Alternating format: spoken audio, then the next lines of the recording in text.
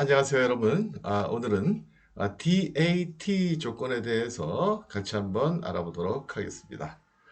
자, 이 DAT 조건이라는 거는요, 터미널 인도 조건이라고 해가지고요, 수입지, 목적지, 터미널에 도착할 때까지의 모든 비용을, 그 다음에 책임을 셀러가 진다라는 거죠. 다시 말씀드리면, 수출지, 창고로부터 시작해서 수입지의 터미널. 이때 터미널은 공항이 될 수도 있고요.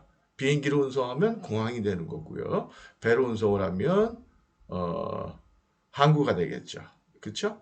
그다음에 내륙 운송을 한다 그러면 뭐 고속버스 터미널이나 화물 터미널이나 트럭 터미널 이것도 다 해당이 되는 거예요. 그래서 정확하게 어느 터미널까지라고 기재를 해 주셔야 돼요. 그래서 예를 들어 가지고 DAT 해놓고는 뭐 LA 에어포트, LA 포트, LA 어디 어디 익스프레스 버스 터미널 이런 식으로요. 자, 근데 이 DAT 조건이라는 거는요. 2010년도 인커텀즈 개정판에서 처음 사용됐던 거예요. 사용됐던 건데, 그러니까 지금 사용하는 거는 우리가 가장 최신판은 인커텀즈가 2020년도에 개정이 됐잖아요. 거기에선 이게 이제 빠져 있죠. 이게 빠지고 이게 약간 변형이 돼가지고 어저께 우리가 공부했던 DPU 조건으로 바뀌었다. 제목이 바뀌고 약간 그 내용이 조금 바뀐 면이 있어요. 근데 그건 이미 설명을 드렸고요. 자, 근데 여러분들이 아시다시피 이런 거예요. 뭐냐면 인커텀즈가 처음 제정이 된 게 1936년도 그때쯤이에요. 근데 세월이 지나면서 여러 가지 환경이 바뀌잖아요. 그쵸? 뭐 통신 환경도 바뀌고 사회 환경, 경제 환경이 바뀌다 보니까 계속 개정이 되어 왔다는 거죠. 그래서 대개 1990년도 그때부터는 되게 정확하게 10년에 한 번씩 지금 개정이 되고 있어요. 그래서 이 DAT 조건은 2010년도 것까지만 사용을 했다. 그 후에는 2020년도부터는 DPU 조건으로 바뀌었다. 자, 근데 그거 아세요? 그게 뭐냐면 이 잉크텀즈 조건 이거는요. 일단은 임의 조건이고 강제 조건이 아니니까 사용을 해도 되고 안 해도 돼요. 근데 사용 안 하는 사항은 없죠. 그러니까 그 운송과 관련돼 가지고 서로 간의 의무를 규정을 할 때 편리하니까, 그다음에 심플하니까, 그다음에 서로 오해 소지가 없으니까, 그렇죠? 딱 아예 그냥 운송에 따른 의무가 딱딱딱딱 이렇게 규정이 돼 있으니까 쓰기는 써요. 되게 쓰는데 문제는 뭐냐면 이 인커텀즈를 만드는 단체가 ICC라는 데잖아요. International Chamber of Commerce.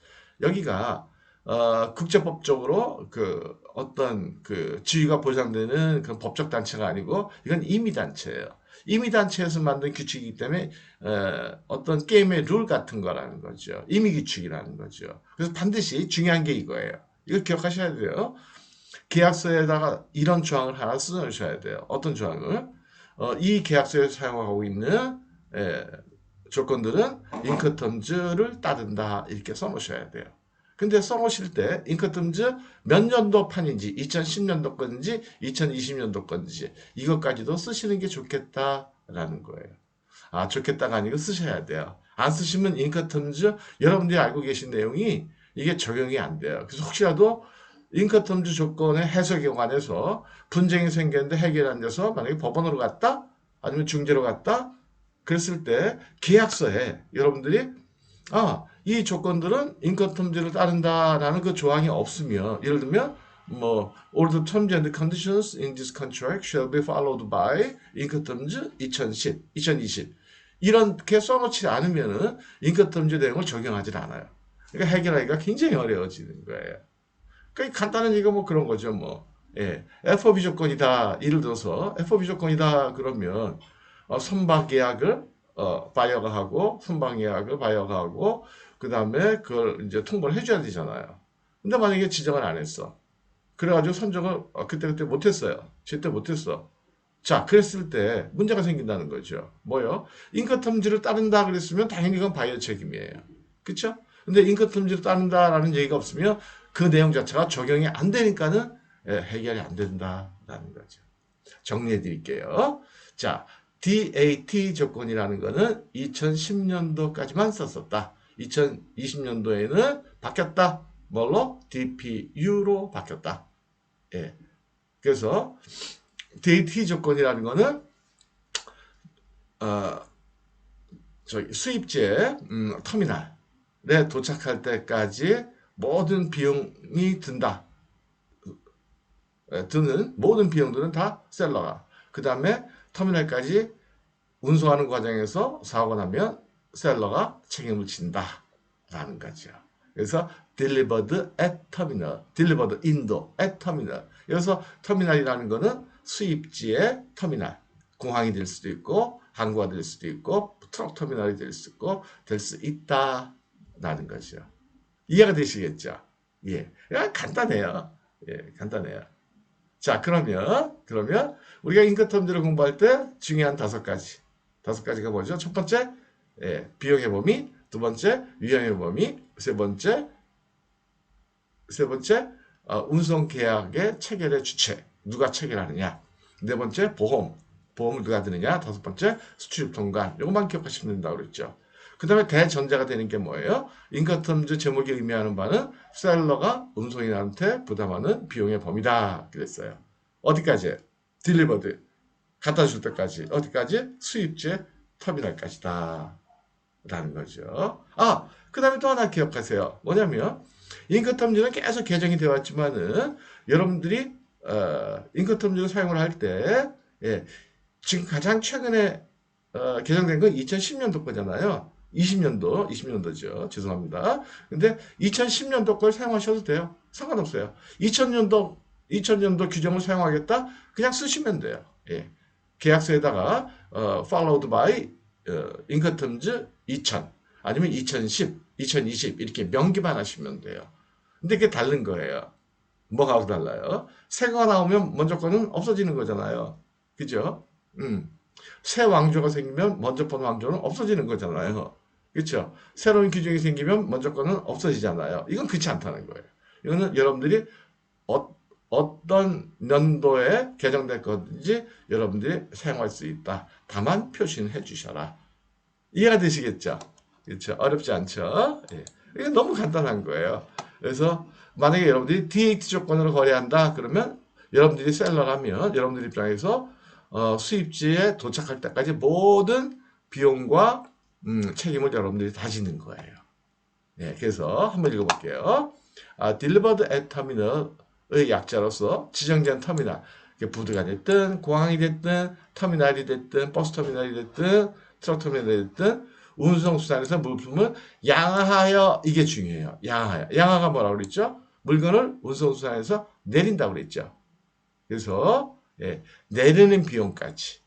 만약에 배로 갔다, 배에서부터 부대에다 내려놓는 비용. 크레인으로 만약에 내렸다, 크레인 사용하는 비용. 이것도 다 셀러가 부담한다라는 거죠. 그래서 양하 비용이 포함이 됐다라는 거예요. 이해가 되시겠죠? 근데 이제 좀 이따 배울 DAP 조건은 양하지 않은 상태로. 그래서 혹시라도 수입지에 도착한 터미널에서 배에서 내리다가 사고가 났다, 물건이 깨졌다, 크레인으로 집었는데 컨테이너가 떨어져서 깨졌다, 물건이 깨졌다, 그 셀러 책임이에요. 그 비용도 셀러가 내야 되는 거고. 이해가 되시겠죠? 이것만 잘 기억하세요. 양한 상태다. 그래서 무사히 내려놓을 때까지, 배에서부터 끌어내려놓을 때까지 모든 비용과 책임을 셀러가 진다. 요거예요, 요거. 그래서 5가지 한번 알아볼게요. 그러면 셀러의 책임이 뭐냐? 일단 비용을 보면 목적항까지라고 그랬죠. 터미널까지 양한 상태로 거기까지 비용을 다 지불한다. 그러니까 만약에 서울에서 미국의 롱비치 항구까지 간다. 그러면 서울에서 부산까지 비용, 그 다음에 통관 비용, 그 다음에 부산에서부터 LA 롱비치 항구까지 비용, 롱비치에서 물건을 부두에 내리는 비용, 이것까지 다 부담한다. 그 다음에 위험의 범위는 기본적으로 시조건 빼고는 나머지 조건들은 다 비용의 범위하고 동일하게 규정을 해놨다고 그랬죠. 그래서 양한 상태까지. 그때까지 책임을 져야 된다. 사고 나면 책임진다. 그 다음에 수출 통과는 당연히 매도인, 수입 통과는 매수인. 이제 막 지겨우시죠? 하도 얘기하니까. 그 다음에 매도인의 임의보험이다. 그쵸? CIP나 CIF, 가운데 I자가 있는 거 빼놓고는 보험은 양쪽 다 셀러 바이어다 가입할 의무는 없다고 그랬어요. 그쵸? 의무는 없다고 그랬지만, 그러나, 보험에 들면 누가 든다고요? 이건 뭐하고 연관이 된다고 그랬죠? 원칙 두 번째, 위험의 범위. 그쵸? 해상운송 아니면 항공운송을 누가 책임지느냐? 사고 나면 누가 책임지느냐? 터미널에 도착할 때까지 셀러가 책임지니까 셀러가 보험에 들면 든다라는 거죠. 그 다음에 운임은 셀러가 지불하니까 당연히 선불이죠. 그쵸? 예. 그 다음에 운송계약은 누가 체결하느냐? 운송계약은 뭐를 기억하면 된다고 그랬죠? 비용. 비용. 예. 비용을 지불하는 사람. 그러니까 해상운임이나 항공운임을 포드한테 직접 지불하는 사람. 셀러가 지불하는 거죠. 그쵸? 도착할 때까지 비용을 셀러가 낸다고 그랬으니까. 그러니까 셀러가 운송계약을 체결하는 것은 당연하다. 그 다음에 운임은 당연히 셀러가 지불하니까 선불이다. 선불 영어로 뭐라고요? 프리페이드. 후불은요, 컬렉트 그렇게 얘기한다고 그랬죠. 예. 그래서 항구나 목적지 터미널을 정확히 지정을 해주는 것이 좋겠다라는 거예요. 간단하죠? 이제 인간탐도 쉬워지죠? 너무 쉽죠, 그죠? 예. 우리 뭐 고스톱 규칙보다 쉽나요?